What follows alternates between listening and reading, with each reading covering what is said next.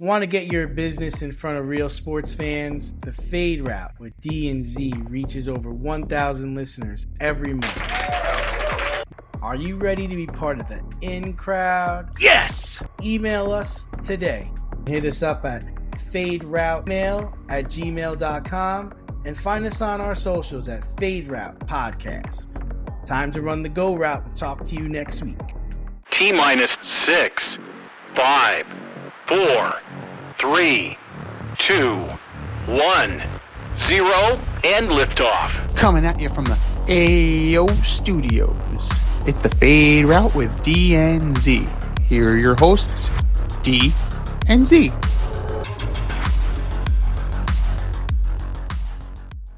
Powered by Riverside FM. Coming at you live from the AO Studio. Hey, yo. It's the Fade Route with D and Z. I am D. We've got a great show for you tonight. Yeah, we do. Scotabo decides to do a backflip. Red Sox are red hot. And the Yankees are not. But we'll begin today's show with the World Cup ended yesterday with Spain beating defending champs Argentina in extra time 1-0. Despite the 1-0 victory, Spain dominated the match. Double-digit shots on goal, while Argentina, I don't even know if they registered a shot on goal the whole game. What did you think of the match? How do you feel about Spain being true world champions? So where do you start with this? The fact that in the beginning, the opening of the match, Spain really tried to jump out on Argentina. They put the pressure on early. They peppered Emi Martinez with some shots. They pressured the back line of the Argentinian defense. And for that first opening salvo, Argentina looked like they were a match, right? It looked like they were able to hang with Spain. Now, as the match progressed, however, and it became abundantly clear that Argentina was not going to get quality chances, it felt like it was destined for extra time. Because while Spain was putting pressure, while Spain was able to generate opportunities, they weren't able to capitalize because Emi Martinez was playing like his hair was on fire. He has a World Cup final record for saves. So congratulations, Emi Martinez. You played your ass off. Now, you could tell that the tactics were changing on the fly. And you could see Argentina was getting frustrated because Argentina transitioned from, we're going to try to win this game, to we're just going to be annoying fucks and we're going to try and get you to retaliate. Whether it's playing to the whistle, playing through the whistle, shit talking, getting under your skin, pushing, shoving, elbows in the back. They were aiming to get a retaliation, to get a rise out of Spain, and Spain did not take the bait. Not one player took the bait. And then came Enzo Fernandez, who's already on a yellow because of dissent. Not for egregious play, not for a reckless challenge, because he couldn't keep his fucking mouth shut. That is why Enzo Fernandez was on a yellow. And then he had that hard, reckless challenge against Pau Cubarsí, and adios, muchacho. Like, there's no way around that. That was dangerous. You sent the kid flying. He did a somersault, and he landed hard. Like, you're done. You were done. And then in the scrum, Messi, of all people, decides to become Tom Petty. Like, it's amazing. Cucurella from Spain puts two fingers to his mouth, and then all of a sudden, Messi's hand goes up, and he's ratting like he's trying to be a tattletale. Ooh, Mr. Ref, Mr. Official, he covered his mouth. That's a red card. Which, by the new laws of the World Cup, covering your mouth is a red card because of the prevalence of covering your mouth and saying racial epithets, right? Which we saw one. Miguel Almiron got the heave-ho because he covered his mouth. And yeah, you can't do that. However, Cucurella did not cover his mouth. He only covered his mouth with 2 fingers, not the complete hand. So that's just petty for the sake of being petty. And 39 seconds in, that's all it took. 39 seconds into extra time, Fernan Torres from a beautiful back heel by Nico Williams. Bang, that's all she wrote. And then finally, Argentina is able to crack the code a little bit, but too little, too late, and they still couldn't get it through. You had a couple of corner chances. Cholito, Giuliano Simeone, he's going to have nightmares about that shot off the corner, deflected right to him, served up on a silver platter, and just skying the net. So the chances were few and far between. Credit to Spain. Unai Simon, the Golden Glove, only allowed 1 goal the entire match. And how do you feel about Spain? You go wire to wire, only allowing 1 goal in the entire tournament in 7 matches, right? You've played more matches than any team in World Cup history because of the expanded format. Maybe you start talking about asterisks here, but that is the most impressive performance to date in World Cup history. If you run through a tournament allowing 1 goal and you have 6 clean sheets, yeah, that's total football, man. That is total dominance. And Spain has earned all the flowers it got, and Argentina is earning all the flack it's getting for its performance and its dud and that egg that they now need to sit on for the next 4 years. Yeah, I'm gonna kind of say that whole sentiment. That this was the problem. This is the problem with soccer. You know what? It's a great game and it was a great tournament, and I'm not taking anything away from what happened the last month.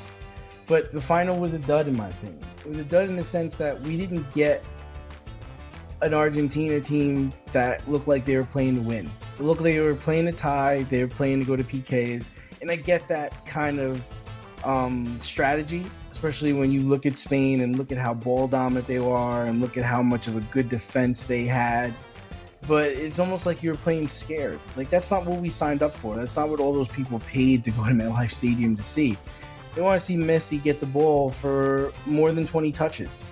They want to see you on the attack. They want to see you trying to beat Spain, trying to defend your title, trying to win this game. Mm-hmm. And I don't think we got that. Now, listen, Argentina beat everybody who was in front of them. They won games late. And maybe that was what they were trying to do in this game. The plan was they would win late. Maybe. But the idea is that I think England would have given a better game. It probably would have been 2-1, 3-1. But I think England would have been more of an attacking presence. They would have tried to score. And maybe we're just being naive to the fact that Spain was really that good. Maybe they were that great that they would have kept the ball away from anybody who they played against. I don't know. We'll never know. But I think here's the thing. Mm-hmm. To go back to what you're saying about England and Argentina, when Argentina knocked off England, the reaction on the field, they looked like they shot their wad. Like, Argentina looked like they were spent. And they needed to expend all that energy to come back on England. So, Spain still had reserves in the tank.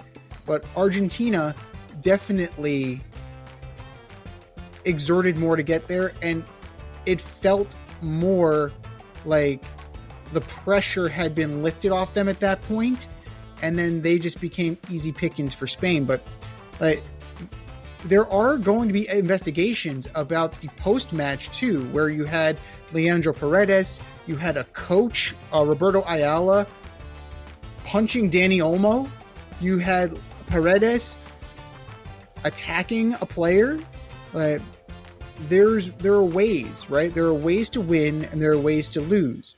And if you're going to lose with dignity, lose with grace. You got beat. You can't say you were cheated. You got straight up beat. So you win with grace, you lose with grace. And to go on and just be that piss poor of a sport,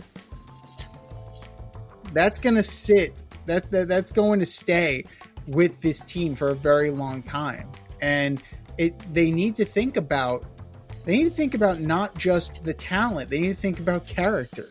Because Enzo Fernandez, this isn't his first time. He made the comment about the air quote French players when he was talking about the African diaspora. He was talking about how English, he has a home in London and all of his cleaning people are English. Like, he's a shit talker, but he's an asshole. It's like, don't be an asshole. You can be a competitor. You can be an irritant on the field without being an asshole. And I think sometimes the line is crossed so far that you can't even see the line anymore. And at the end of the match, it was one of those times. Well, the other thing is that Argentina was the only team in the World Cup that didn't have a VAR go against them. Mm-hmm. The referees were really on top of Spain, but in this final, they were also on top of Argentina. But if you remember last time when Argentina won the World Cup, it was like, refs seemed to be on their side. They took away one of Spain's goals, which, I mean, the guy was a hair offsides, if that. I think if that Argentina player gets the ball and scores the goal in extra time to tie the game, and then it goes to extras and PKs and Argentina wins, I think we'd be talking a lot about that. So I'm kind of glad that Spain did win, because I think an Argentina win would have left a really weird taste in everybody's mouth. I mean, especially a team that gets no shots on goal, no shots in regular time, and then they wind up winning the game, winning the World Cup. That wouldn't have sat well with anybody in the swamps of Jersey. But you're right about that, and that's what this particular tournament conditioned fans to wait for that, right? Yeah. How many goals were scored after the 75th minute? How many times had VAR intervened? How many times had there been a crucial penalty called? Like this, it was refreshing that Ferran Torres put that one away, Yeah. And there was no VAR, there was no controversy about it, there was no handball, there was nothing. He just got beat clean. Oh, if it wasn't for their goalie, they would have lost 5-0. Oh yeah, no, Emi Martinez was the star for Argentina. Yes, absolutely. Emi Martinez was completely the star, and he's earned all of that. But when you really look at it, like, Messi didn't have that much of an impact on this match. Right? He was doing his usual wandering about. He was having his walk in a park on Sunday, and people are starting to get critical. Like Carly Lloyd in particular, like she wanted to see more activity. It's the finals. It's the championship. Do a little bit more. I understand that you have to go back to Inter Miami, but you can leave it all on the field here. It's the World Cup final. Like, give it a little bit more. Give a little bit more. It's his game. It's the way he plays. And let's not forget, he's a 39-year-old man. He's playing against some of the best athletes in the world. I'm going to give him a break on that. I don't think anybody expected them to really get to the final, and they did. And it was mainly because of him. I mean, so it's not like he's not talented. Spain had a chance. Spain had a defensive strategy to take him out of the game, and they did. It's fine. It's over. It was good. I watched it. I enjoyed it. I would have liked to see more of a battle from Argentina, but I appreciated the game, and it was well played and well won. Elevate your protein game with Clear Whey Protein Powder. Lactose-free, sugar-free, and refreshingly delicious. Perfect for a flavorful, protein-packed boost. That's Clear with a K. Go to clearprotein.com, enter promo code DNZ for 20% off any product. That's clearprotein.com. Clear with a K.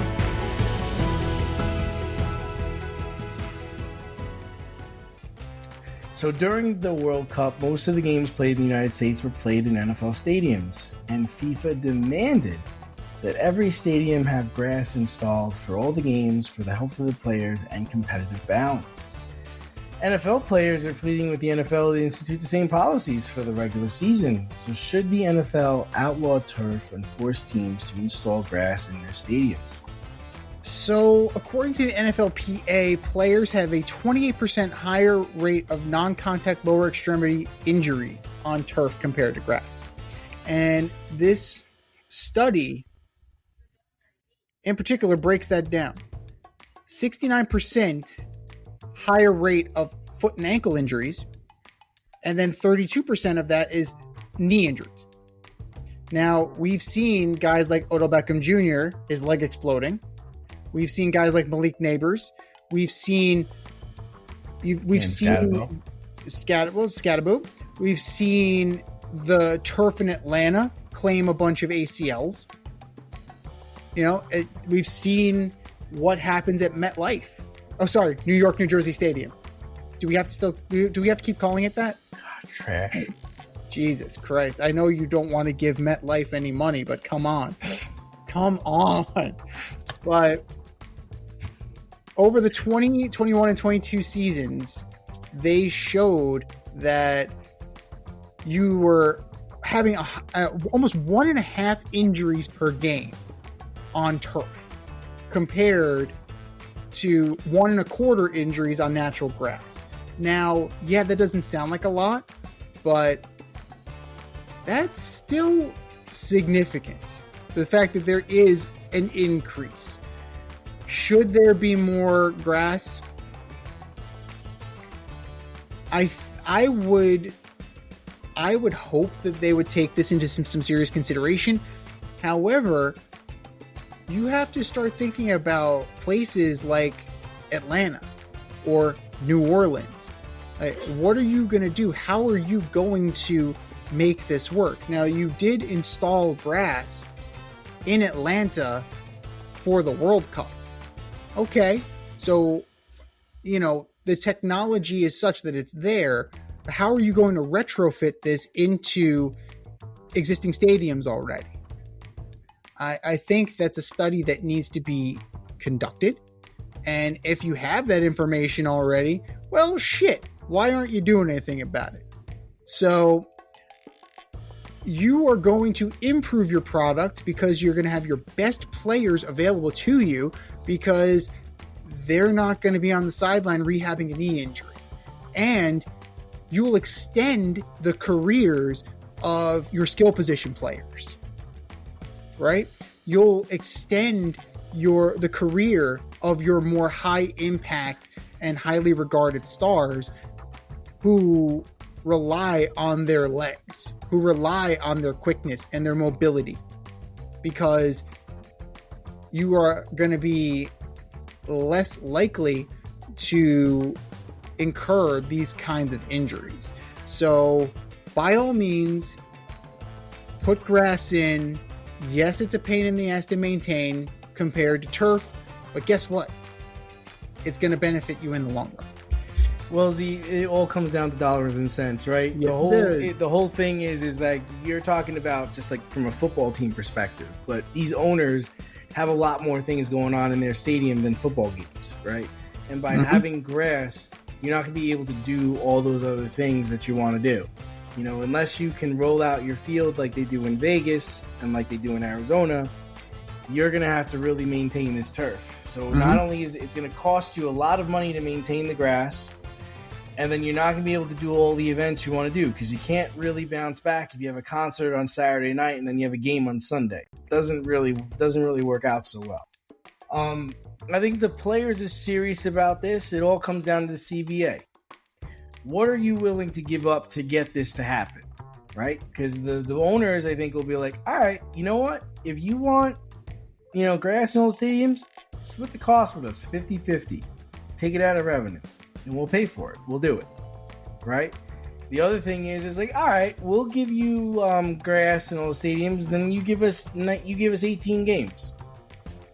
You give us, they're going to have to give up something if they really want it. It can be bargained for. I think the commissioner will be in the camp of, hey, for you turf stadiums, hold on, don't change over, don't give in. So like in the MetLife situation, don't give in to giving grass because this thing can be collectively bargained for. Don't just do it. Same thing for LA, wherever there's turf, I think the whole motto is going to be like, if they really want it, then we're going to either make them pay for it or we're going to bargain with them and get something in return. So the question becomes, if you're a player, what works better for you? You're going to give up some of your revenue? You're going to give into an extra game? You're going to give into extra practices? What are you going to give into? So that's where my mind immediately went. This is going to be how they get their 18-game schedule. Possibly. And is that a little bit of blackmail? Probably. Not really, because like I said, you got to think of, listen, we've been saying this for the last 30 years. It's a business. It costs a lot to upkeep the fields. All right. Not only does that, it's going to cost me being able to do other events there during the football season. So no, it's not just a slam dunk and, I hire a couple extra gardeners and a couple of landscapers and, we'll and some chemicals. No, there's a lot more that goes into that, especially for draining, sunlight, everything. There's a lot more that goes into it. So, and it costs money. So I personally don't see it happening because I don't think, as much as I think the players do want grass, I don't think they're willing to give up anything to get it. They're not willing to give up money, and they're certainly not willing to give up, something they've collectively bargained for. Yeah, but you know what? We were talking about the owners. Maybe some of these guys you can for example, let's look at it. The New Orleans Saints. They play in a dome. You can't do anything about this, right? So maybe this is the leverage you need to go back to New Orleans and say, hey, we want to get a new stadium. Okay, how about we try and do that? I don't think people are so concerned with the dome teams. It's more of the teams that play outside and have the turf. I think people understand that the Minnesota Vikings are better served with a dome and better served with turf. I think in New Orleans, it's they've always played a dome. Like that's not going to change. I think the concerns are more with LA, New York, the Patriots, places like that where it's like, well, you have an outdoor stadium. Why do you have turf? Right? You should have grass. Like Green Bay has never had turf. They're never going to have turf. Right? No. And I think Chicago's another one. They don't have turf. They're never going to have turf. Pittsburgh, right? So it's more or less like, getting all of the outdoor teams to have grass, and the indoor teams are the indoor teams. That's just what it is, But we shall see. Avoid messy accidents. Get better stopping power with your brake pads. Callahan brake pads. You never know when you'll be driving in the road and there will be a truck tire that you need to avoid and save your family. Callahan Auto. We really care about what's under your hood. All right. The Dodgers, moving over to baseball. The Dodgers took 2 of 3 from the Yankees over the weekend. Cole gave up a bomb to Muncy on Friday to lose Game 1. Yamamoto pitched a complete game gem in Game 2. And the Yankees managed a 2-1 victory in Game 3 thanks to the late home run by Jazz Chisholm Jr. taking into consideration the Yankees do not have the majority of their players, should they be optimistic the way they performed this weekend against the Dodgers? No. No. Next Absolutely question. Moving on. No. My answer is going to surprise you. I actually think they should be. I think they should be optimistic because they competed without Stanton. They competed without Fried, Rodon, and Judge. They won 1 game out of 3, and they were in one of those. They were in one of the other games, not the first one. The game that they won with Elmer Rodriguez on the mound. If they're in the World Series and you're starting Schlittler and Cole, you better win them. Those are the games you need to win. Listen, I will say Cole was dealing. He was dealing. And, everyone gets on Boone because he takes out people too early. He probably should have gotten Cole once he walked, I forget who he walked, but he walked somebody and then once he got up. So right. I watched that game and I thought Cole was on. You could tell he was ready for this game. He wanted this game. He went out there and he did his damn best. And you know what? Muncy is a good hitter. There's no schlub. He's a great hitter and he got it. He got it. That's it. It's a no doubter. As soon as it's off the bat, I was like, oh shit. Oh, no doubter. The one thing they probably should be concerned about is Cam Schindler. They should be concerned with the way he pitched on Saturday, because that's the guy that's supposed to be the future. He's supposed to be your 1-2 punch.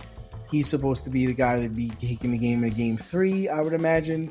And that was a pretty poor showing by him, and he's kind of been up and down in his last couple of starts. Yeah, so he's definitely been erratic lately, and you wonder if he's starting to hit a little bit of a wall. 3 earned runs, 6 hits, 4 1/3 innings, 8 strikeouts. He throws hard. Yes, he throws hard. The problem is, as we know, and what we saw when we went to the game, teams can hit the fastball. If they don't move. Right. And if it's straight as a string, like it has been, that's when you get tattooed. Now, when he incorporates his secondary pitches, which his curveball is decent on occasion, it's very good. When he incorporates his secondary pitches more and actually pitches rather than throws, he's way more effective. But that's most pitchers. When you actually pitch instead of throwing, that becomes an issue. Now, with Cole, he did his best David Cohn impersonation. I got enough left for one more hitter, and bang! Yeah. So it was like a Halloween costume. Cole was David Cohn, and Boone was Buck Showalter. For Yankee fans of a certain age, you remember this against Seattle. I'm good. You got this. I got this.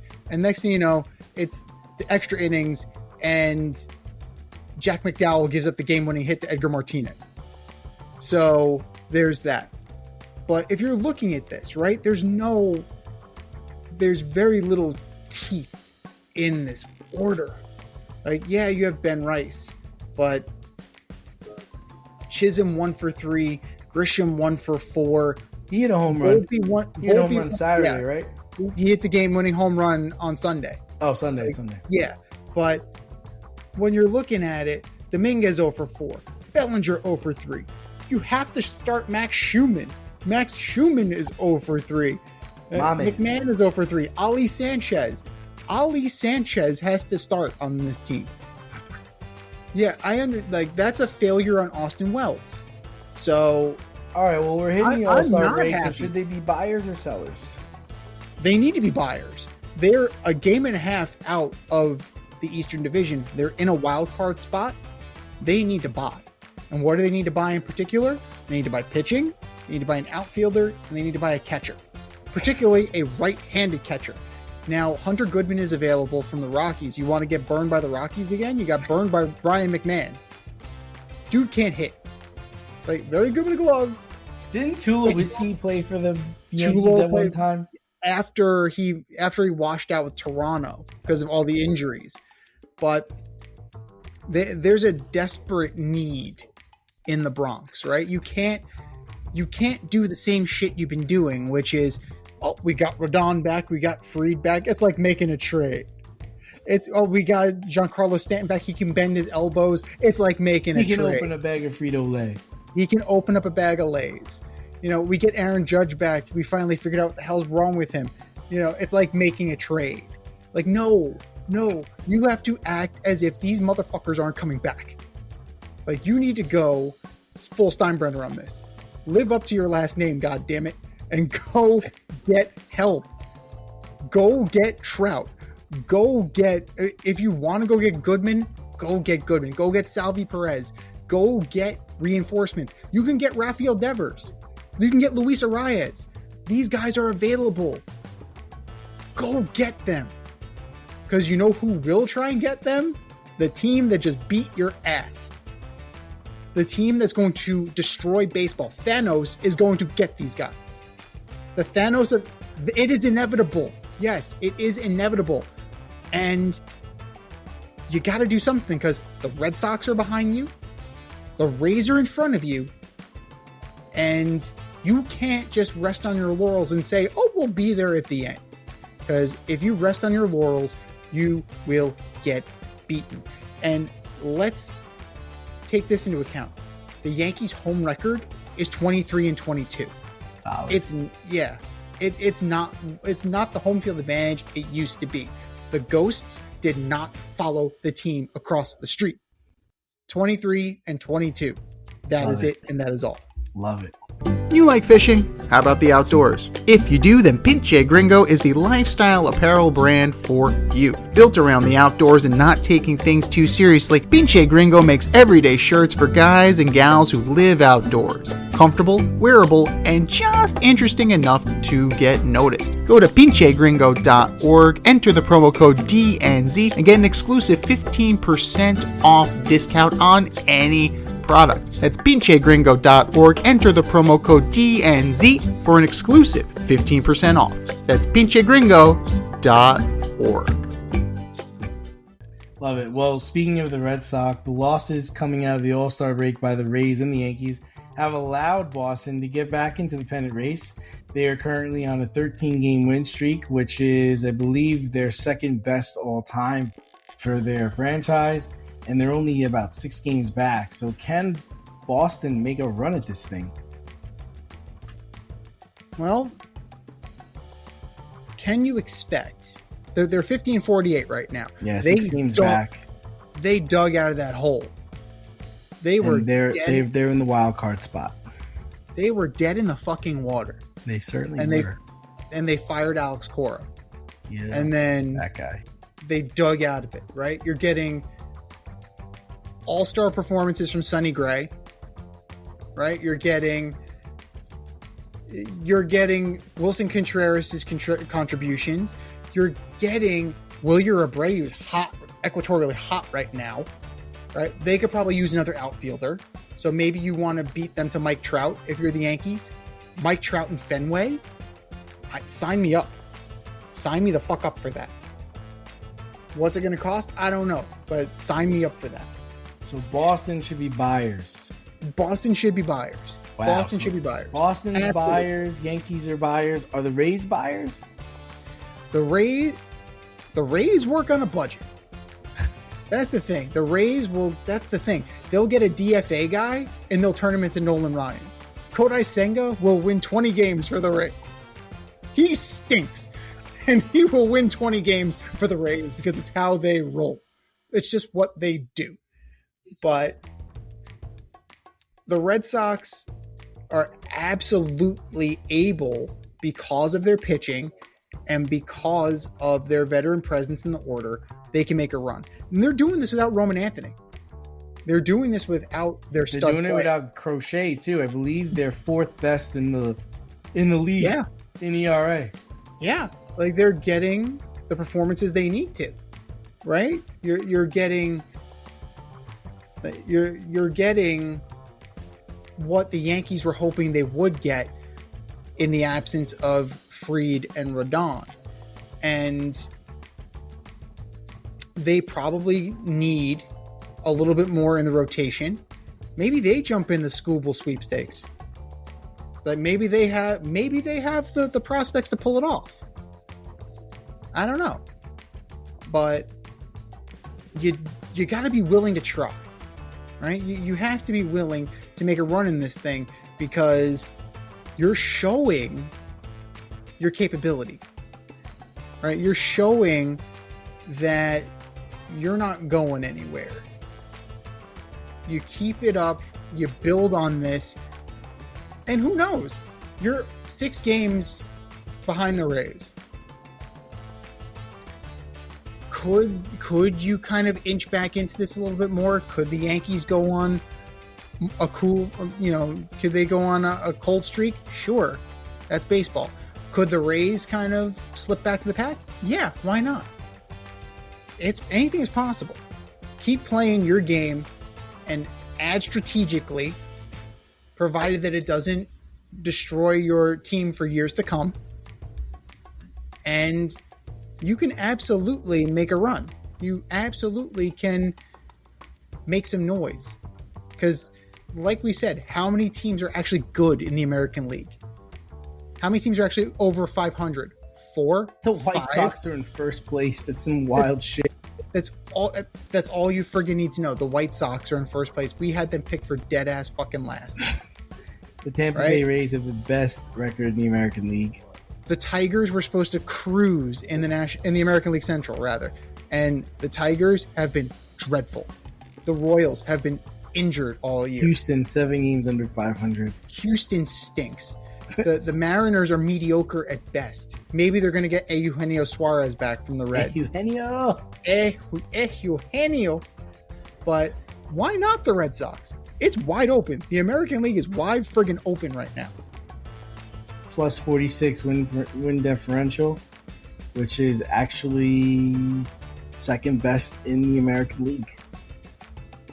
The Red Sox they can do some funny shit right here. They can really That's wild. They have the second best run.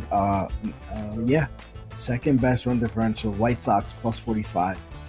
I mean, listen. I think in the American League, yes, they have a chance. They're gonna have to stay hot though, right? They're gonna have to win these divisional games that they have coming up against the Yankees and the Rays, and they just finished sweeping the Rays. You would assume you assume Sonny Gray keeps going. It's unbelievable how well he's pitching. Aroldis Chapman closes the door. They got young guys that can hit, and they're not reliant on the home run. Most of the Yankees' runs are coming off of home runs. They hit the ball all over the park. They're a good baseball team. As far as making the playoffs, yep, I think they can make the playoffs. I don't think they can win the World Series. I don't think they can get to the World Series, but they can certainly get into the playoffs.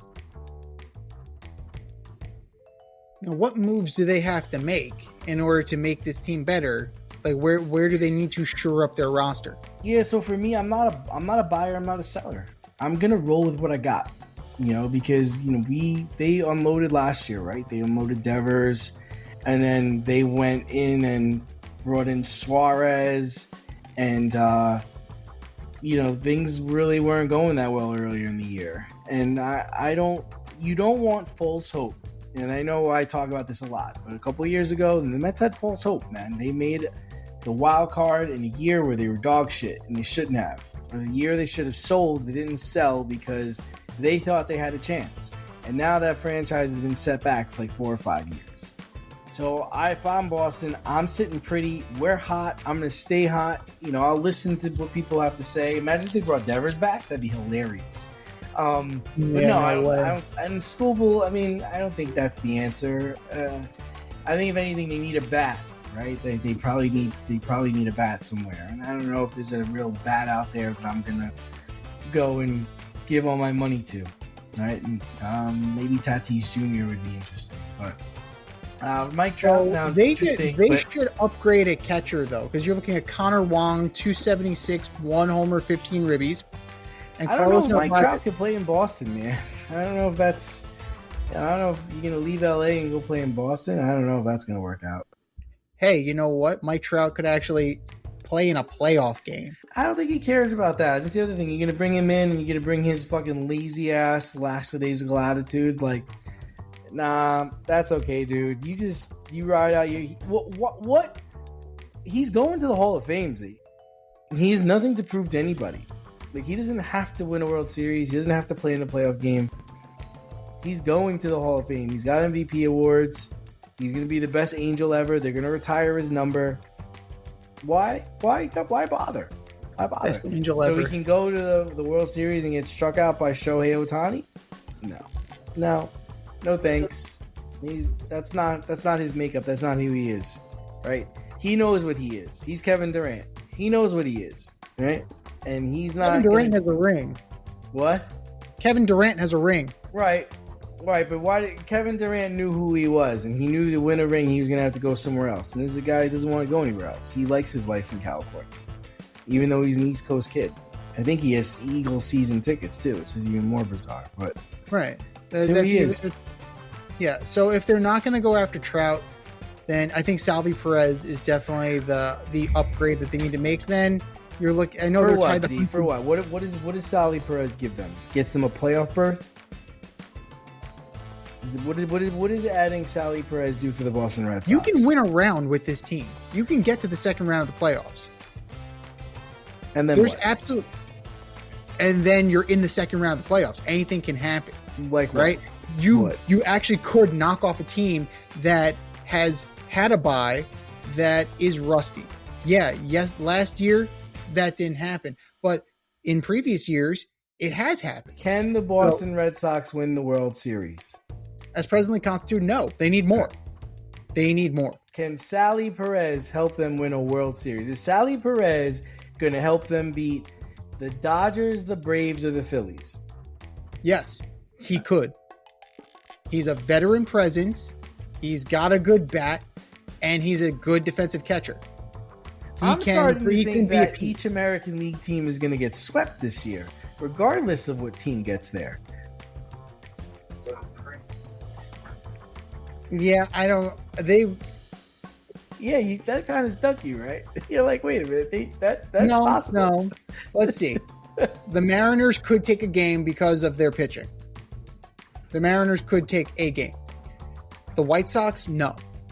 I don't believe in the White Sox. The Guardians, no. The Yankees, no. The Rays might give them the best opportunity. The Rays might take 2 games. All right. The Red Sox, as presently constituted, that's a sweep. But with Salvi Perez, they get a game. With Salvi Perez and more additions. It's not just him. One player is not going to do this. You need to add more. But the thing is like, let's not get... Listen, I think it's wonderful that they've won 13 games in a row. It's fantastic. Very happy for their franchise. But let's not get hung up on how bad this team was in the beginning of the season and how bad they really are, right? Just as easily as they've won 13 games, they can lose 13 games. They can lose 10 games. They can lose 9 games. And as good as Salvi Perez is, I don't think he can prevent that or keep that going.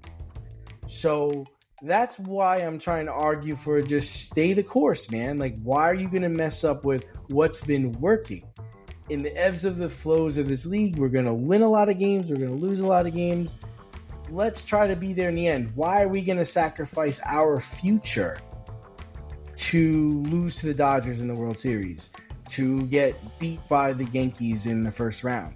Realistically, what do you think? Hang on, time out. Realistically, what do you think it's going to cost to get a 36-year-old catcher? I don't know.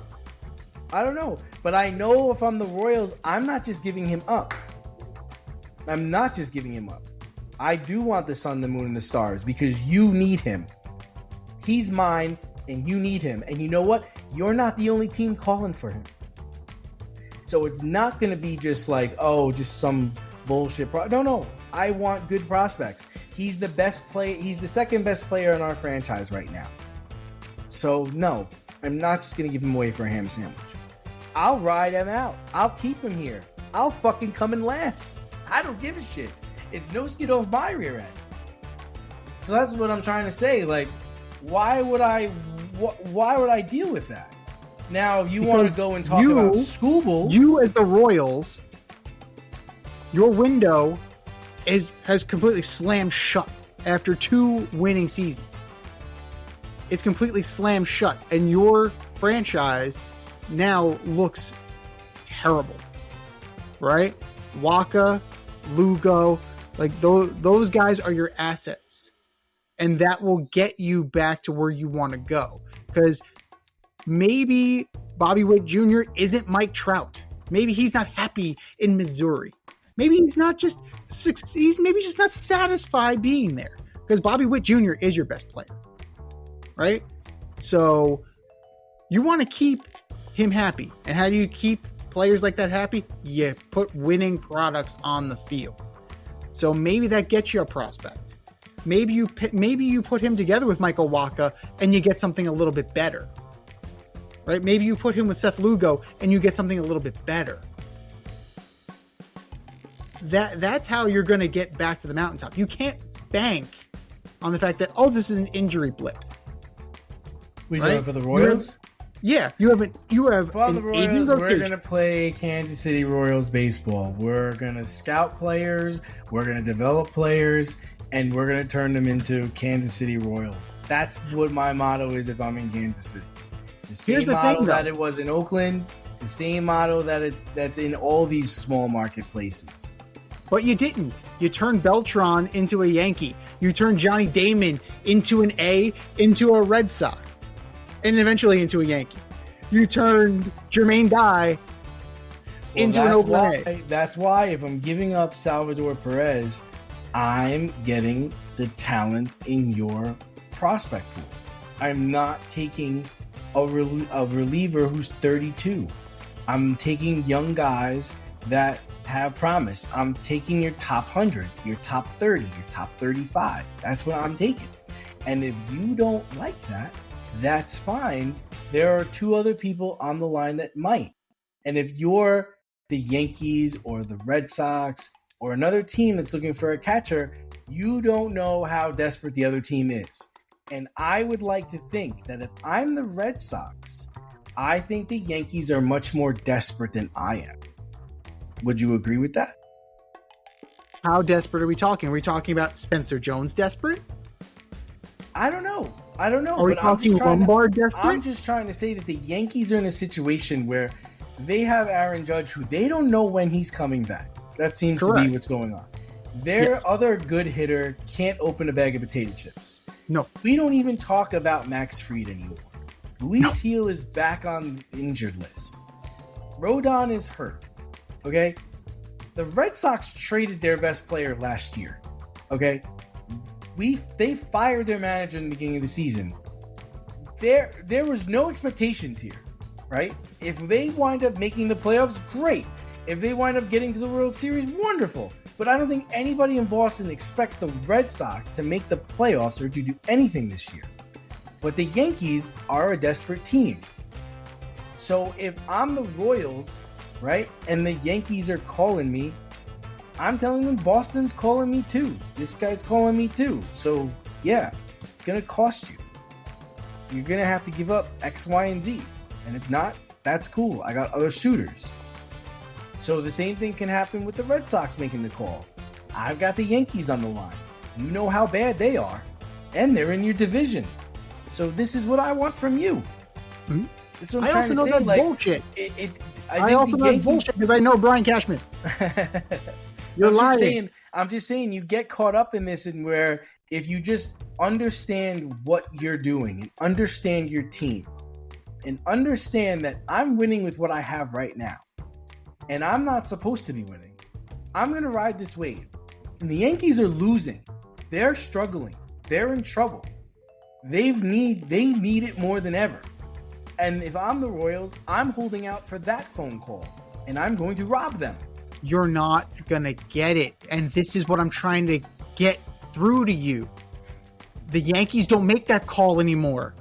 They don't do it. Spencer Jones is going to rot in Scranton. George Lombard is going to be in Hudson Valley for the next 2 years. They're going to hug him. Spencer Jones is going to be a Padre. For what? Mason Miller. Not going to happen. Because that's what the Yankees need. Another goddamn reliever. Another goddamn reliever. They moved Bedard. Because I don't think he's that ever watching him. I know he got Ohtani out, but I was like, man, he is sweating. Bednar's an adventure. Doval's an adventure. The best thing they could do is call the Mets and get Weaver back, because Weaver has done it. Which I'm sure that's going to happen. Yeah, make that call. That's something you need to do. But the prospects that you want, if you're the Royals, you ain't getting them. Maybe you can get 10 to 15. Maybe you can get in that range, but you're not going to get you're not going to get the top flight guys. You may get Elmer Rodriguez, right? I believe he's number 4 or 5. He's somewhere in the top 10, but he's not Spencer Jones. He's not LaGrange. He's not Lombard. So you can't hold out for those names, right? And then think about what the Red Sox did. Yeah, they traded Devers, but then they turned around and they traded Harrison, who they got for Devers. They traded him for Monasterio. They traded him for Durbin. They did a pretty good job, and Harrison's been good for the Brewers. So that was an old-fashioned baseball trade that seems to be working out pretty decently. So, yeah, the Red Sox might ask for some top-level talent, but know what the asset is. We shall see. Hypernatural, the best men's polo shirts of 2024 as voted by Men's Journal. Hypernatural offers polos, tees, and button-ups that deliver an unmatched comfort and style, featuring Hypercool J technology for natural cooling.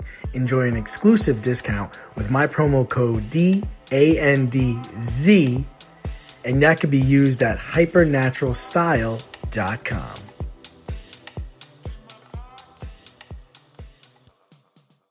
Well, talking about assets, Adam Silver seems to have outlined who his number one asset is. Asset or asses? What was that? The NBA commissioner announced that the NBA schedule release is on hold. Why, you ask? The commissioner admitted he cannot release the schedule until LeBron James announces where he will play next season. Last I checked, Adam Silver works for the owners. So how should owners, fans, players, and staff feel about the commissioner's comments? Adam, I need you to pee in this cup. I need you to be drug tested. We're waiting for who? Who needs right? We're waiting for 43-year-old LeBron James to tell us where he's going. We're waiting for the decision part 3. Right. I see that. How should owners feel about this? They should be furious, right? How are you supposed to promote games? How are you supposed to do any of this if it's all on hold? How are you supposed to get your season ticket licenses? How are you supposed to get any of this going? Your promotions department is nil because you don't know if you're playing on Christmas. You don't know if you're playing on MLK Day. You don't know what the hell is going on, right? So you can't put the bite on your season ticket holders just yet. That time will come. But it shows you that Adam Silver really thinks that this is a one man above the rest of the league type deal. Right? That shows you kind of where he is and how he's kowtowing. It's just very strange. It's very strange to me, Z, because we've had in the last 5 years we've seen the Knicks win the championship. We've seen the Oklahoma City Thunder win the championship. We've seen the Joker win the championship. But we're concerned with where LeBron James is going to sign next season. That just seems like you don't have a pulse on what the future of this league is. We're likely heading into LeBron's last season. So why are we so concerned with where he is going to play? Because, for that very reason, is this going to be a retirement tour? And if it's a retirement tour, then we need to plan accordingly. LeBron must get his ass kissed in every single market. We must get the gifts ready. We must get the dog and pony show ready because it's LeBron's last season, maybe. Right? This is ridiculous. This is absolutely ridiculous that the league would kowtow to this player at this point in time. if this was when he made the decision the first time, okay, maybe I can understand that. He's in his prime. But now? No, not now. Not for a 42-year-old. Not for a guy who's on his last leg. That is completely short-sighted. And it really is a slap in the face to the other players who, like, yeah, you think about it, like, if you, I'm sure the Knicks don't care, but if you're the Knicks, like, you're like, what? Like, we just had, like, the best championship. Wembanyama, another guy. Like, I'm supposed to be the future of the league. The Knicks playing the Spurs should be on Christmas Day, right? Or the Thunder playing the Spurs should be on Christmas Day, right? Like, we should be highlighting the future. We shouldn't be worried about the past. The past tour will take care of itself, right? Regardless of where he goes and where he signs. Let's say he goes to Golden State, okay? Wherever he plays on whatever day, it's going to get eyeballs. It's going to get views. We're not worried about that. You should be trying to showcase your newest players, the guys who are going to be pushing this league forward. You know, and LeBron gave us 19 years, I believe, of playing on Christmas Day. Thanks, LeBron. It's been swell. But I really want to see Antetokounmpo and the Heat go against the Joker and the Nuggets. Like, I want to see, because what are we going to get? We might get a situation where LeBron is hurt on Christmas. Or LeBron's not able to play on Martin Luther King Jr. Day. He's 42 years old. I hurt my shoulder today pretending to throw. Just saying. Just saying. And if your staff, like, you know, the staff have to plan out their vacations and what they're doing accordingly. If you're other players, you're trying to figure out what your Christmas plans and what your Thanksgiving plans will be. And because LeBron James is choosing to join another team, I've got to wait for LeBron at 42 years old to figure out where he's going to sign. That's going to dictate how I spend my vacations. What if you're the New York Knicks? If you're their owner, Dolan, what? Why? Well, LeBron doesn't play for my team. Why does that affect me? How is this affecting me? I just think it's very. If you're a member of the NBA Players Association, it tells you my league doesn't give a fuck about me. Right. Plain and simple. They don't give a fuck about you. And they should, because there's a lot of talent. But like, there is on Christmas Day. Like, wouldn't you want to see Philly Boston, Jaylen Brown's return to Boston? Wouldn't you want to see that? Right. Wouldn't that be intriguing? Sure. There's a lot of things. So there are a lot of different things you can do. But I'm just trying to say, like, to put this all on the shoulders of one player, when there's so many other talented players in the league, and it's not even a player, like, maybe I can understand this like 10 years ago, right? Like when he's 32, right? You're like, all right, yeah, let's kind of wait and see where he's going, because I don't know where he's going to go. Now we kind of have an idea of the places he's going to go. Is it really going to change much? I mean, the places he's planning on going, they're already jacked up rosters. So you can put those guys in prime time. I just think it's a shit look for the NBA, but they love that shit, right? It's a shit look for LeBron too, because he's loving it. I don't know if he is. I mean, what he's doing is ridiculous, but this is a guy. This is what he likes. But that's the thing, right? But that's the thing, though. He's pulling the Aaron Rodgers bullshit. Yeah. And if we call Aaron Rodgers to account for it, we have to call LeBron James to account for it. True. I agree with that, Tyler. I agree with the comment. Big Fork Brands brings bold bacon sausage, paleo pork jerky, and Chicago-style sauces to your table. Enjoy rich, smoky flavors made with sustainable ingredients and chef-crafted care. Enjoy an exclusive 20% discount with our promo code DNZ. Find them at bigforkbrands.com. That's 20% off using our promo code DNZ at bigforkbrands.com. And speaking about holding people accountable, this fucking guy, New York Giants running back Cam Scatterbo who missed the majority of the games last season to a dislocated ankle, decided it was a good idea to perform a backflip at an event last week, which was caught on video and posted on social media. When he tries to complete the backflip, the ground that he's jumping on is springy, which causes it to reverberate when he hits it, and he falls down. Likely could have hurt himself again. So if you're the Maras or you're Coach Harbaugh, what do you do about your starting running back? This fucking guy.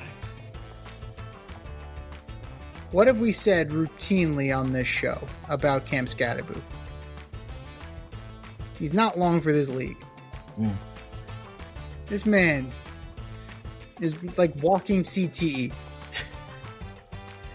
I think that was actually a response to it. He's like, if you want to call me dumb, you can call me dumb. It's who I am. Yeah, it's who you are. You're recovering from a surgery to repair a dislocated ankle and a fractured leg, and I'm going to do a backflip and not nail the backflip and possibly hurt myself again on a team that has promise, right? There are a couple of breaks last year, a couple of breaks here, a couple of breaks there. They're an 8-win team. Say what you will about the Giants, right? You bring in a guy like Harbaugh. Harbaugh can't be too happy about this. He can't be too happy about what's going on. John Mara can't be too happy about what's going on. You call in Scatterboo into your office and you say, Cam, have a seat. We're going to release you. It's that rectangular thing over there. You do one more stupid fucking thing and we deactivate you. We're not going to release you. We're going to put you on conduct detrimental to the team. Why? Because you're a fucking moron. You cannot be trusted to not do the simplest of things, like protect yourself. You are an asset. You are vital to the success of this team. And if you're going to do dumb shit, we're going to protect you from yourself. You may not like that, but it's a lesson that you're going to have to learn. Which means you're going to lose playing time to Tyrone Tracy. For starters. You're not RB1 anymore. If you keep doing stupid shit, then we really need to start thinking about your future here. Because it's absurd. It's absolutely absurd that this guy is going to do something so reckless coming off of that injury. Ridiculous. Absolutely ridiculous. If I'm John Harbaugh and I saw that, like, my blood vessel would be coming out of my fucking neck. Like, are you fucking kidding me? Yeah, I think it's one of those things that when you're a good franchise and you're doing well, you kind of laugh at it. But when you're a bad franchise, it's like, you gotta go, dude. Like, so I just think this is a situation where, you know, it can be funny for now, but if it's continued behavior, it's like, you can't stay here, man. Like, that's just the way it is. You're the New York Giants. Like, you don't tolerate this stuff. No. And I'm kind of surprised that they drafted him and that he's just doesn't get it yet. I understand he's a young kid and young kids do stupid things and he wants to have fun and all, but, you know, we're trying to win games here. And I think he actually played well enough last year where he could be a legit starting running back in this league, shockingly enough. This game against the Eagles before he got hurt, he was pretty impressive. And, you know, I'm not going to call the guy dumb. I feel bad he said that about himself, but you just, you're coming off of a dislocated ankle, man. You shouldn't be jumping off of boats. You shouldn't be riding motorcycles. You shouldn't be doing jet skis. You shouldn't be doing anything stupid. You should be getting ready for the NFL season. And you're just coming off an injury, and I think the most important thing is to take care of yourself and take care of your body. Show people that you're committed to winning and committed to being a New York Giant. You want to play games like that? You want to do that shit? You can go play for the Cardinals. You can go play for the Dolphins. You play for some shit franchise. But if you're the New York Football Giants, that's not acceptable. It is completely unacceptable. And you know what? At Arizona State, my man was headbutting walls. Yeah. So this is who he is. And the Giants knew this when they drafted him. Now, you draft him because you think he's colorful, he has energy, and he's the kind of guy who's going to run through a wall for you. You think he's going to be a culture guy. He's a culture guy until he goes off the rails. It's all fun and games till somebody gets hurt. And wouldn't you fucking know, he got hurt last year. Mm. So maybe you tone it down a notch when you're not between the lines. When you're between the lines, I want that. I want the guy who's going to, run through a brick wall, right? For 60 minutes, I want you to give me the best you got. Run through the linebacker, hurdle over a guy, pancake a linebacker coming in for a blitz. Do that within the context of a football game. That was in the context of promoting yourself. And that's going to write checks that your ass can't cash here. You'll catch on someplace else. 100% you will. Because they'll see the talent. And they'll think, I can fix him. Or I can put guardrails in place that can protect him from himself. Little do they know that that's almost never the case. Elevate your coffee routine with Strong Coffee Company's Black, Instant Blend, and Lattes. Both feature organic coffee, protein, MCTs, and adaptogens for sustained energy and mental clarity. You can use our discount, DANDZ, and you can use that code at strongcoffeecompany.com.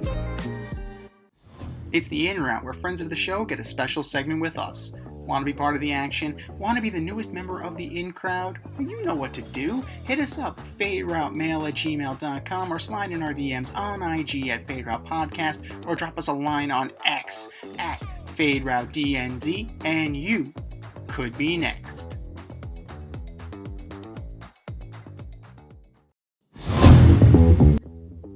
All right, joining us on the In Route today, we have former San Diego State Frankfurt Galaxy wide receiver and writer of the new wedding song, Here Comes Forever, A Bride's Walk, Robert Ortiz. Robert, thanks for coming on, man.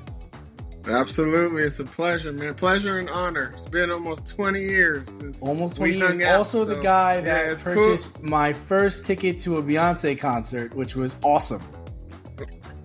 Yes. That sounds like there's a story there. We went to Beyonce in Frankfurt. That's right. Hey. That's right. That was awesome. You were nice enough and gracious enough to get me my ticket. And that was great. I never first and last time I ever saw her. So awesome. Great experience. Nice. All right. Probably my last time too. Oh, really? It was your last time too? Yeah. I mean, I watched her obviously on TV. Of course. Live. Yeah, I mean, she was like right there. I mean, we were in a small venue. She was very close to us. It was awesome. Yeah. That was a great experience. I appreciate that. It was awesome. So let's jump right into it. So you've gone from competing at the highest level to coaching kids in flag football. So what football lesson do you find yourself teaching over and over that has nothing to do with catching cat passes or running routes? It's funny that you asked that question because I've been repeating a phrase to my own children and to my team, and even I've said it to a couple of my friends around. And honestly, it's been the last 3 weeks I've been saying it. You got to believe before you achieve, and that's kind of it came out of my mouth after one of our tough games. We had lost to really a better team, and they were actually the national champs last year in our age group. Wow. in the United States. So we got whooped, but One thing I noticed is that from the game before, because it was a tournament, the game before that, they had confidence going in. They knew they were going to, they were going to do pretty well. And then they knew this team was good. So their attitude and their energy and their effort was just a little bit different. And I'm like, you have to believe that you can win before you can actually win. And, I said, you got to believe before you achieve it. And I just been running with that for the last few weeks. And honestly, I truly believe that. If you believe it here first, then you'll figure out. It doesn't matter what you're trying to do, you will figure it out. Whether it's playing football or it's making music. Yeah, it's kind of like the. So, what do you think that is? Why do you think that is with this particular generation? Why do they need so much mental scaffolding for that? I don't want to do that. I don't know if it's just this generation. I think human nature. Coach, it is. As a softball coach, it is, dude. No, human nature, period. No, because I can't say that, because I know a lot of people that are my age that haven't done things that they've always wanted to do. And they just, it hasn't, they haven't made that step towards it because they don't believe it yet. So I don't know if it's necessarily that a generation thing. I think, actually, I take that back. You know what it is? The generation that is having this generation is giving them that. So it's on us. It's on us, and we have to teach. As coaches, we got to teach the kids something different. We got to teach them to be greater than they even think they are. Well said. Well said. So flag football is rapidly growing, especially with its Olympic future. So what excites you the most about the next generation, and what today's young athletes do differently than when you were growing up? So I was just talking about this the other day. I said, like, right now with flag football, it's all mostly, or at least in the girl, because I coach girls, so in the girl arena, it's mostly soccer players that are athletic and, and they're just doing this as another sport. It's not really their main sport, right? But there are, my daughter's age is 10, 11. So in that age group, I'm finding that there are a lot of girls that are strictly flag football. So I'm excited about what we're going to see, moving forward in the future, like where they're going to be at in 4 or 5 years after they're not playing 100% soccer and then just doing flag football when they have time, like when they're fully immersed and focused on flag football and then maybe playing a little bit of soccer on the side, that's what I'm going to be excited about. I think one of the things that this next generation has that we didn't have is they have access to YouTube. Mm-hmm. So they can see so many things that we could only imagine we could see, like, oh, I wonder what, whoever, I wonder what Tom Brady's doing right now. You can see from this past weekend, he was at the Fanatics thing and he was doing all kinds of cool stuff, and I think with that also, they have a little bit more access with Fanatic stuff like that, or, there's just so much stuff that our children have access to now that we didn't have, that we kind of only could see on Sundays, or we can only see when the game is happening. But with YouTube, you can see what they're doing in their training. You can see who's training them. You can see other people that are doing the same training, and then you can apply it to your life and hopefully be, better than they are. Yeah, I feel like you can get instant feedback too, right? You could like video yourself, see what you're doing right, see what you're doing wrong, do it over again. That too. So is that the age group you're teaching right now, is 10 and 11-year-olds? 10, 11, yeah. And now your daughter, does she do only flag, or is she a soccer player that also does flag? She's actually the type that I'm describing. She's 100% soccer, and then she plays flag football on the side. But she would prefer. This is the hypocrisy. she would prefer to play mostly flag, but she told me one thing after a tough soccer game. She didn't play very well, and I was kind of on top of her, like, "Hey, we gotta this, that, and whatever." And she goes, "Well, I don't want to play soccer no more. I just want to play flag." And I go, "All right, well, if you want to play flag," I said, we got to figure out something you can do for a job when you get older. She said, "Why?" I said, "Because you said you wanted to be a professional athlete." I said, "Right now, I don't see no record of professional anything for flag football. There's opportunities, and maybe your generation might be the pioneers of that league or that profession, but do you really want to bank all of your future and all that on that?" I said, we still need to stick to soccer. So I'm hoping that there is some kind of league or something that does start up with the Olympics. It should help with all the different tournaments around the world that are happening right now for kids and the youth and teenagers. I think it will get there. But even then, we had to look up. I was like, for women's sports, tennis, soccer, basketball, and golf. You know, those are like the four that you can support yourself doing, right? Yeah.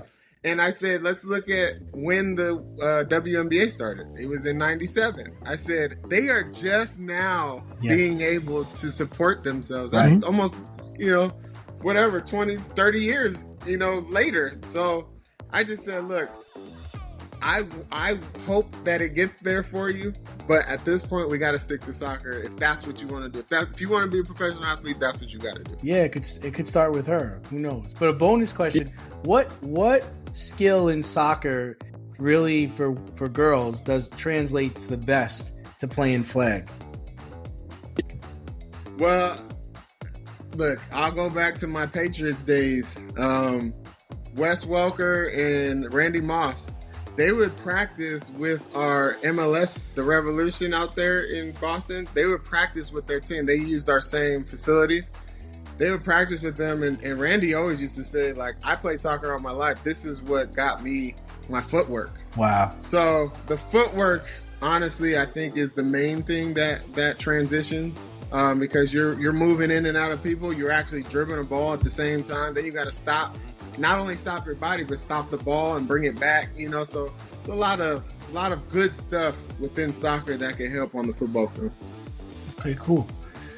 So you spent time in camp with the Chargers, Patriots, 49ers. You spent time with those teams. So talk to us about how you would get ready for an NFL camp and what were things that happened in camp that you just weren't ready for as camps are getting ready to open up all over the U.S. Some of the things that I did, to train and get prepared for the season. It was a lot of track work, footwork, and then obviously you do I'd work on my wide receiver stuff. But honestly, the main thing, and this is what I tell people all the time, the main thing that I thought was the toughest part about all of it was the mental part of it. The playbooks are so vast and like just you have especially for the Patriots offense, and actually that was probably the easiest offense for me. I sucked at the West Coast offense. Like if I could go back in time, I would focus on the teams that used the Patriots offense, which back then was like the Jets. Yeah, I think the Browns maybe at that time. There was like a handful that are Giants. I think they did too. Yep. So I would have definitely preferred that offense. And the majority of the teams I was with was the West Coast offense. But it was just a lot, And one thing I just tell athletes now is that if you can figure it out from the neck up, it's all here. The physical is going to get easier. It gets easier for you because the game slows down once you know everything up here. Yeah. So I think that was probably the toughest part. Gotcha. So you've shared practice fields with some incredible players and coaches. but is there one moment, whether a catch, a conversation, a piece of advice, maybe something negative that impacted you? What still sticks with you all these years later? I have a few of those, and I'll let you choose. I have one with kind of Bill Belichick and on the field. I have one with Bill Belichick off the field. I have one with Brady on the field, and one with Brady and Moss. So I'll let you pick which one. I'm selecting it. I want the Brady one. All of them. I just don't want. I don't know how much time you have. Oh well, it's up to you. The floor is yours. Oh yeah, you get to do them all. Do them all. Do them all. What's yours, man? All right, so I'll go with the first one. It was early. I was with I was in two camps with the Patriots, and I was able to be on their practice squad as well. But in one of the camps, actually, it might have even been off-season workout, like OTAs. They had a draft pick that was like a second rounder, same year as me. So I was there 2 years after I came out. So he was a couple of years in still. Fast. He's from Florida. I can't even remember his name. Chad something. I can't remember. But anyways, he kept messing up, and we're doing blitz practice, or blitz period. So, they blitz on your side, you got to adjust, you got to do a different route. He kept messing up, and, this is the ones. He's going with the ones. So Belichick, and this is something to teach all those future athletes that are going to be, on the field with, trying to make a team or whatever. Belichick goes, can I get somebody in here that knows what they're doing? And I didn't even think. I ran straight in there, got in the huddle, and then I get in the huddle, and I'm like, oh, shoot. I'm in here with Randy. I'm in here with Tom. I'm like, I'm used to going with like the second string, third string. I was like, F it, let's go. Yeah. And sure enough, we do the play. I run out there, and they blitz on my side. I do the adjustment, the adjustment was a slant. Tom hits me, and I take it to the house. Boom. So that's my nice. That's it. The one teaching moment, something that I'll never forget, and that I tell my players now, like, you got to take advantage of every opportunity you can get. Can't be scared. It's gonna look. Even if I went in there and messed up, you don't know until you try. Right. So luckily I didn't. Luckily I did well. So the next story is with Belichick. I got released. They released me, and then they ended up bringing me back practice squad. And I'm eating where the team eats, and Belichick walks in. I hopped right up, beelined right to him. Gave him the biggest hug. I'm pretty sure I caught him off guard. He was like, gave him the biggest hug. Thank you for bringing me back. I was like, after the fact, I was rolling like, what was I thinking? Like, that might have been the first time someone hugged Belichick. He went stiff as a board, didn't he? He didn't know what to do. He went stiff as a board, didn't he? Yeah. Who was the OC when you were there? He needed a hug. He needed a hug. Who was the OC when you were there? Billy O? Well, actually, yeah. He ended up being the second season I was there. It was Josh McDaniels' first season I was there. Right. Which I loved. He actually liked me, which is why I think they kept bringing me back, You were Danny Amendola before Danny Amendola. Yeah, he wasn't even there. Right. It was before Gronk. It was before all of them. Right. You were like that kind of style. Like, you were that kind of player. And then later on. Yeah, but see, they didn't use me like that, which is why I was little, like, looking back, now. Yeah. I would have stood up for myself and been like, hey, this is really what I'm really like a Wes Welker. I'm really like a Julian Edelman. Yeah. I really like that style, even though I'm bigger than them. Yeah. That's really my style, but they didn't use me like that. I was backing up Randy. Like, Oh, come okay. on now. Yeah. Yeah, I'm not that guy. But Right. hey, I was just trying to get in where I fit in. Hey man, practice squad is serious. That is legit. That is legit. Yeah. You made it, man. You made it. Yeah, and that takes me to my next story with Tom. Tom goes, we're at practice, and we're just doing scout for the defense. This was this is actually in the playoffs. We're going in, and it was the year he came back. So the first year I was with them, that was the year he got hurt, knee injury. Second season I was there, he was back, but he's still working his way into it. And I don't know why we're just standing behind, and he goes, "Hey Rob," I'm like, "What's up?" He goes, "Do you guys get paid the same as us in the playoffs?" I was like, "Bro, what kind of question is that?" Like, why are you asking me that? I don't know. What do you get paid? You tell me. Yeah, what's your check looking like? What's your check look like? Let's compare. Exactly. Actually, I'm pretty sure I'm not making as much as you. So can you break me off a little something? He's a big dude too, that. right? He's a big dude. What's right? up? For a quarterback, he's a big guy. Oh yeah, he's tall. He's big. Yeah. And then my last story, which I'll never forget.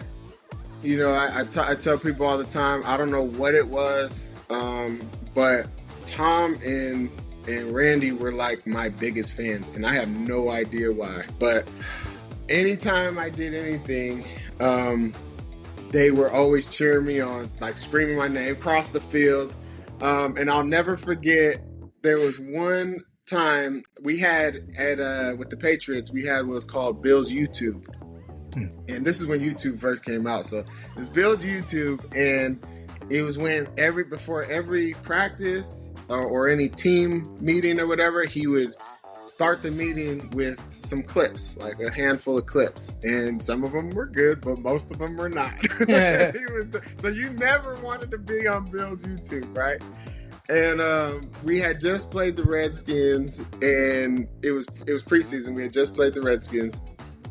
And I was on one of the punt return teams, right? So I'm coming off the edge, and so I coming off the edge, and it's like a big, like fit DN, like he looks like he could play either linebacker or DN, but he was big, and he grabbed me and just tossed me.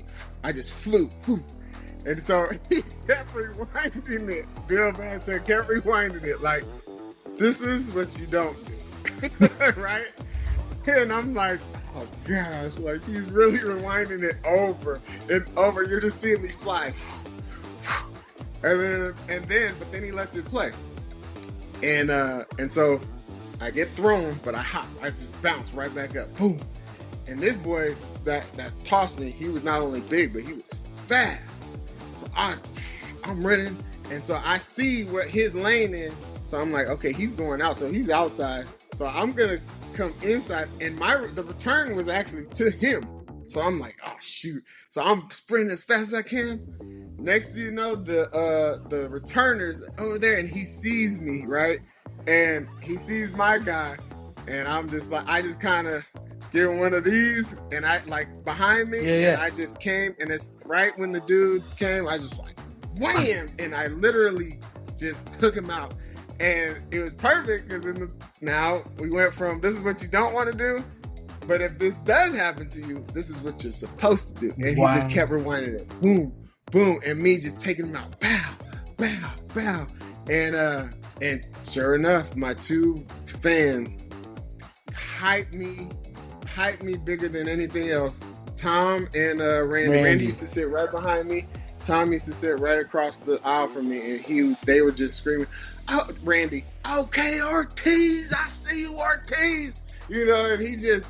So I always said, like, if I ever run into them, I want to, like, that's one question I would ask them, like, what? Why were y'all so like my fans? Like, I loved it. You made me walk with a little bit more, like, confidence. But even the first time I was released, I said bye. You know, I make sure I say bye to everybody. I went up to him. Randy shook his hand. He's like, "You'll be back." And I'm like, "Okay, if you say so." So Wow, this is wild, man. Because you hear the stories about him like riding Edelman, and he like took a shine to you. That's kind of like that's something. Yeah, man. but Edelman was the rook. My second season, Edelman was my roommate during camp and stuff. So Edelman, I loved him. I am so proud of him because, you know, what he was able to accomplish was crazy. And two, like we'd be back at where we were living, and he'd be like, "Hey man," he'd come to my room and be like, "Hey man, you wanna walk through some plays?" You know, we've been working all day. I'm like, "Bro, I'm chilling." I wish I would have got up and worked with him, because then, you know, I don't know, maybe I would have stayed longer. I don't know, but honestly, you know, Randy and all them. I mean, in the NFL period, if they like you, to be honest, they tend to interact with you, and sometimes it's, you know, a little hazy.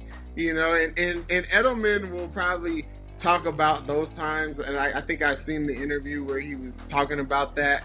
What is it called? An Edelnut or something like that. Yeah. But at the end of the day, like when people, if they ignore you, that's worse. You know what I'm saying? So regardless if they're hazing you a little bit or whatever, that just means to me, that just tells me they notice me. You know, I'm doing something. So yeah. That's my word to anybody that's getting hazed. I don't like getting hazed, but it happens all the sometimes time. it's part of it, right? Get you acclimated. Yep. Check out part 2 of our interview with Robert Ortiz later this week.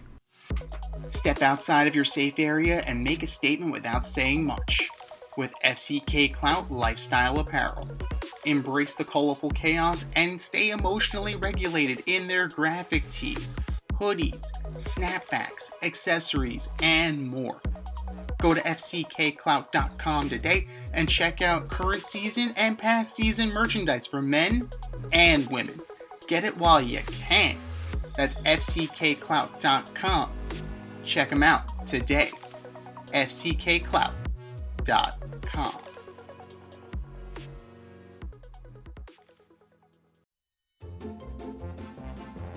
Who's the best of the worst this week in sports? The Fade Store presents the Alleged Superstar of the Week Award.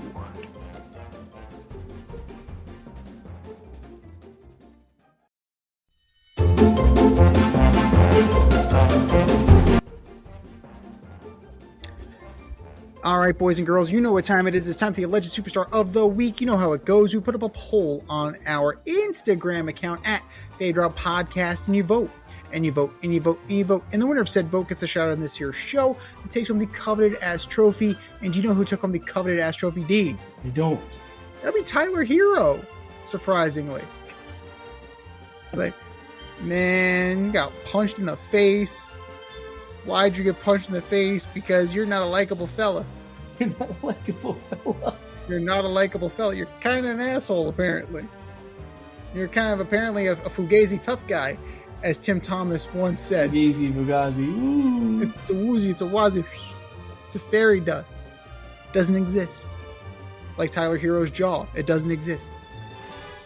But that was last week.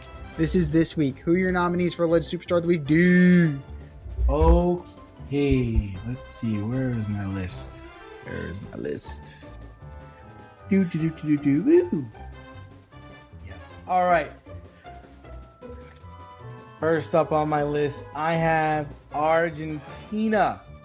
You get all the way to the World Cup final, and you can't even get a shot or a shot on goal in regulation against Spain. You're the defending World Cup champions. You have Lionel Messi, arguably the best soccer player ever, definitely of this generation, and we can't get him the ball. We can't get him in position to score. Argentina, you are my Alleged Superstar of the Week. Number 2, I'm choosing FIFA. Yeah, FIFA, for choosing the shithole that is MetLife Stadium to produce the final for the World Cup. That field was in such terrible shape. It's in the swamps of Jersey. You had people running across the freeway trying to get to the game. Awful selection, awful venue. Do better, just do better. And last but not least, I have New York Yankees pitcher Cam Schittler, who threw 98 pitches across 4 1/3 innings against the Dodgers to a loss. And he's supposed to be their future. He's supposed to be the guy who gets the ball in Game 3 of the World Series at home. He's supposed to be the next big thing, and he can't get out of the 4th inning against the Dodgers. Cam Schittler, you are my alleged superstar of the week. What do you got, Z? All good choices. I'm going to piggyback off your Argentina choice, and I'm going to talk about Leandro Paredes and Enzo Fernandez. So, let's start in order. Enzo Fernandez getting his second yellow for that overly aggressive tackle on Pau Kubarsi when he was already on a yellow for mouthing off to the official, leading to a red card in the worst possible fucking time, because the game went to extra time. So your team is now down a man for 30 minutes. It took Spain all of 39 seconds to put the ball in the back of the net. That's the level of thought on Enzo Fernandez's part. And then Leandro Paredes, post-match, grabs Spain's Eric Garcia by the throat, sparking a brawl. And now FIFA is investigating this, plus a coach. What are we doing here? We've completely lost the plot here. Win with grace, lose with grace, be a sportsman, don't be an asshole. Enzo Fernandez, Leandro Paredes, you are my alleged superstar of the week. Number 2, Toronto Tempo head coach Sandy Brondello suspended 1 game for her comment regarding Angel Reese in the Atlanta Dreams 112-92 win over the Tempo, referring to Reese as a protected species. I'm just going to let that hang out there for a second. Could you say anything worse than what you just said right there? There are ways to say that Angel Reese is protected by the refs without using that verbiage. That's a dog whistle right there. That is a dog whistle comment. And, you know, if you didn't mean it that way, it sure as shit sounded like you did. Sandy Brondello, you are my alleged superstar of the week. And number 3, Cam Scataboo. Coming back from leg surgery, doing a backflip, not sticking the landing, slipping, and then just doubling down on it. It's just me. It's just who I am. It is what I do. Oh, good. Oh, good. This is what we have to look forward to as Giant fans. Cam Scataboo, I need you to start thinking, buddy. Start using your head. That's that lump that's 3 feet above your ass. Start doing that. Cam Scataboo, you are my alleged superstar of the week. And a bonus honorable mention to Adam Silver, putting the entire NBA scheduling process on hold because LeBron has not picked his team yet. What the fuck are you doing? No man is above the league. At least not now. Especially not 42-year-old LeBron James at this point in his career. Maybe 10 years ago when he was 32. Maybe Maybe he was 25, 26. Not now. Not now. Get your shit together, Adam. Adam Silver, you are my alleged superstar of the week. I think we said our piece. Go to our Instagram poll at Fedra Podcast and vote. And vote, and vote, and vote. And for our nominee. You're better than that. Just do better. Just do better. This has been the Fade Route with D&Z. Thanks for tuning in tonight. Catch our podcast on Wednesday nights on Spotify, iTunes, iHeartRadio, or wherever you listen to your podcast. So until next time, stay fade, everyone. Time for us to run the go route. We'll talk to you next week.